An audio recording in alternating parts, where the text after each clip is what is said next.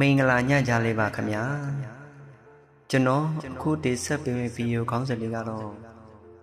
ခွင့်လွတ်ပါအမေဆိုတဲ့ခေါင်းစဉ်လေးပဲဖြစ်ပါတယ်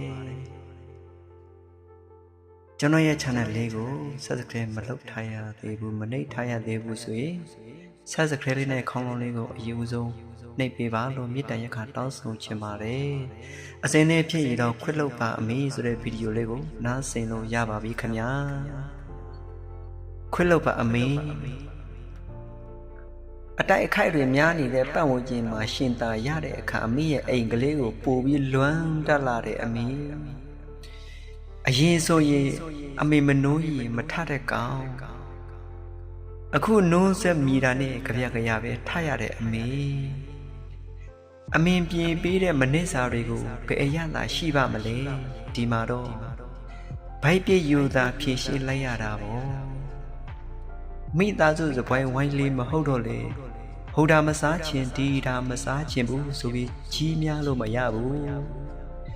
မကြိုက်လဲစားကြိုက်လဲစားရတဲ့အမေလူတွေနဲ့ဆက်ဆံရေးတွေအစိမ်မပြေတာတွေကအစားခါခါတီးတီးမျိုးသိပ်ထားရတယ်အိမ်မှာလူမျိုးအလုံးမကြလို့ပောက်ကွဲပြလို့မရပြန်ဘူးဒီမှာကအတုအယောင်တွေပါသူတို့သာမပေါင်းချင်ကြတာ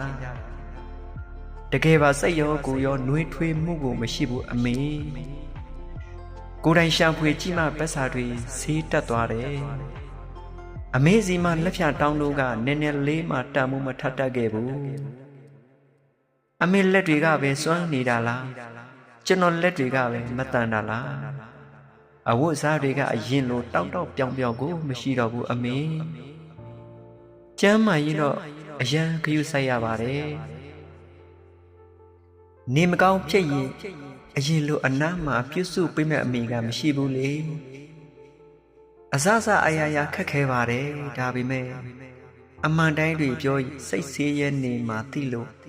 အစဉ်ပြေတယ်လို့ညာမိတာခွင့်လွတ်ပါအမေခွင့်လွတ်ပါအမေဆိုတဲ့ဗီဒီယိုလေးကိုဒီနေရာမှာပဲအဆုံးသတ်လိုက်ပါတယ်